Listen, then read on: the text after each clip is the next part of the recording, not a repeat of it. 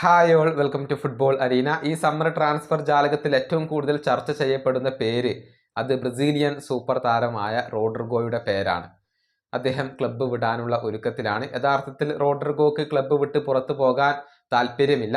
പക്ഷേ ക്ലബ്ബ് അദ്ദേഹത്തെ ഒഴിവാക്കാൻ ഇപ്പോൾ താല്പര്യപ്പെടുന്നു എന്നാണ് റിപ്പോർട്ടുകൾ ചൂണ്ടിക്കാണിക്കുന്നത്.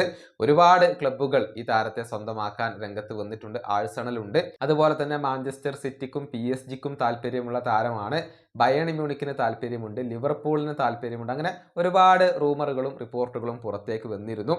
ഏതായാലും റോഡ്രിഗോയുമായി ബന്ധപ്പെട്ട പുതിയ വിവരങ്ങൾ നമുക്കൊന്ന് പരിശോധിക്കേണ്ടതുണ്ട്.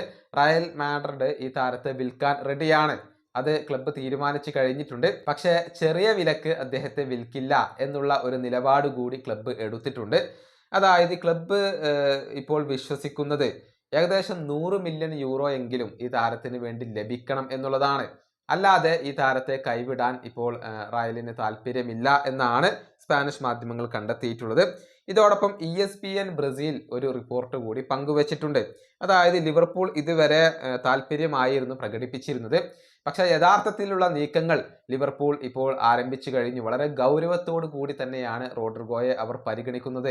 റയലുമായുള്ള ചർച്ചകൾക്ക് ലിവർപൂൾ തുടക്കം കുറിച്ചു എന്നാണ് ESPN ബ്രസീൽ റിപ്പോർട്ട് ചെയ്തിട്ടുള്ളത്. അവർക്ക് ഈ താരത്തെ സ്വന്തമാക്കാൻ അതിയായ ആഗ്രഹമുണ്ട് എന്നുള്ളത് വ്യക്തമായി കഴിഞ്ഞിട്ടുണ്ട്. ഇനിയിപ്പോൾ കാര്യങ്ങൾ ഏത് രൂപത്തിലാണ് പുരോഗമിക്കുക എന്നുള്ളത് കാത്തിരുന്നു കാണേണ്ട കാര്യമാണ്. ലിവർപൂളിൽ നിന്നും 100 മില്യൺ യൂറോ റയൽ മാഡ്രിഡ് ആവശ്യപ്പെടും എന്നുള്ളത് ഉറപ്പാണ്.